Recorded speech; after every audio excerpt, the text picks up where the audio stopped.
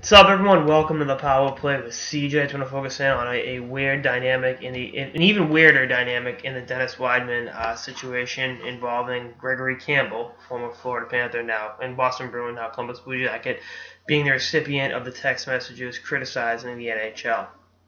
Obviously, Gregory Campbell is a demigod in Boston for the playing through the broken leg, and guy that I actually saw in Boston when they were playing the Jackets 2-3 weeks ago. But you look at it.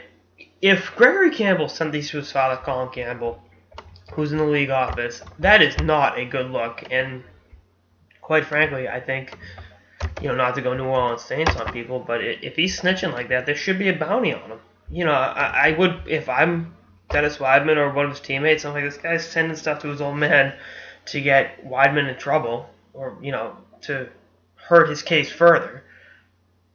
That's warrant for an ass kicking as far as I'm concerned. Just looking at Columbus plays Pittsburgh tonight, and Dennis Wideman has any friends in the Penguins locker room, I'd call in a favor right about now. Because again, it's a bad look to do this shit, and something I have no respect for. So Gregory Campbell went from being a stand-up guy that was an integral part of the Stanley Cup championship, playing through that broken leg and route to the final in 2013.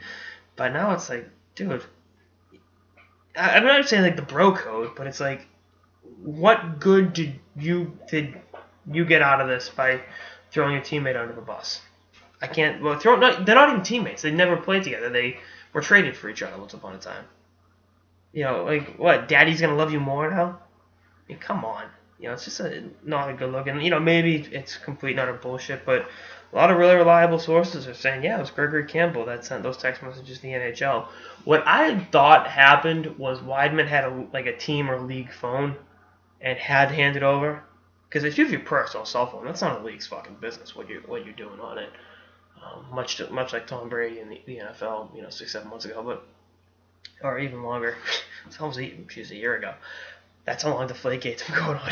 14 months. Shit. But to have those texts go to someone that, and again, I don't know how well they know each other because they've never played together.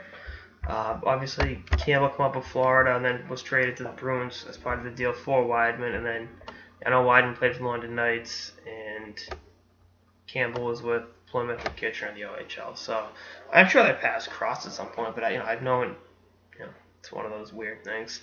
But hey, if I'm Dennis Wideman, be careful who you send text messages to. But I hope someone really kind of gives Campbell an ass kicking. And I know I'm not supposed to say that, it's unethical, but there's a time a guy deserves to get his ass kicked. And when he's snitching, if he did snitch to his dad that Dennis Wideman criticized the media and NHL officiating, which A, isn't that big of a deal. It's freedom of speech. You ever heard of it? And B, really? I think he needs to get slapped around a little bit. And again, I love Gregory Campbell, so for me to say this is like, but hey, you do stuff like this to your fellow players in the league, it's it's gonna be repercussions for it. Anyway, that's all I got. Sort of the Power Play with CJ. Stay tuned with more episodes throughout the season and beyond. Later, guys.